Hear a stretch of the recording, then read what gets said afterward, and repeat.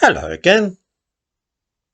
A few years ago, it was confidently claimed that between 5 and 10% of the population of Britain and America were homosexual.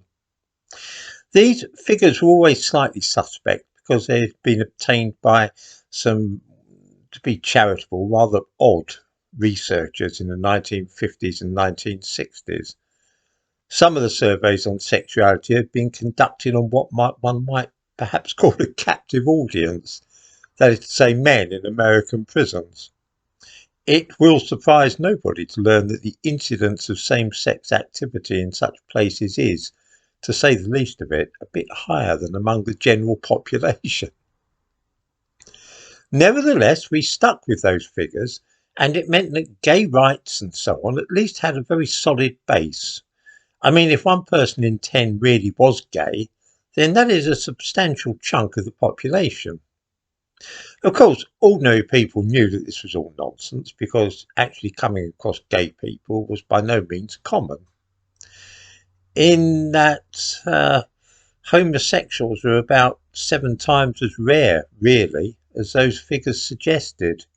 The latest information released today comes from the 2021 census, and it tells us that in fact just 1 person in 66 is gay, rather than the 1 person in 10 or 20 that we were told for all those years. Of course, another 1.3% identify as bisexual, but this doesn't mean that they actually have sex with both men and women. The key word here is identify. An awful lot of young people these days, especially women, who feel strong affections for their own sex, what we used to call having a crush on somebody, now say that they are bisexual. It's a bit of a fad.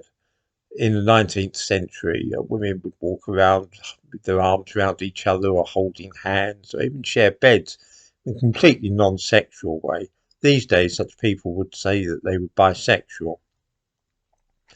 Since we now know that 98.5% of us are not gay, we might perhaps start asking ourselves what's with all the rainbows on police cars and firemen wearing rainbow badges and all the rest of it.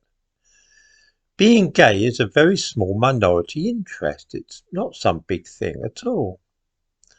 Of course, very few of us really care if men wish to go to bed with men or women with women. There are many minority interests, and I'm happy for folk just to get on with them, whether it's being gay or wife swapping or even train spotting. I'm very easygoing about all this. But I would find it a bit odd if my local police started wearing badges telling the world that they were proud to be wife swappers or that they stood side by side with train spotters. I want them to be catching burglars, not involving themselves with making a song and dance about supporting some activity beloved of just 1 or 2% of the population. Of course, I disapprove of any prejudice against homosexuals. This is ugly and wrong, but that doesn't mean that I wish to be reminded about it every day. Somewhere down the line, this country of ours has taken a wrong turn. Homosexuality is legal now, and I do not believe that anybody really discriminates against gay people anymore, although that certainly was once the case. Can we really not stop focusing about the lifestyle and habits of this tiny group now?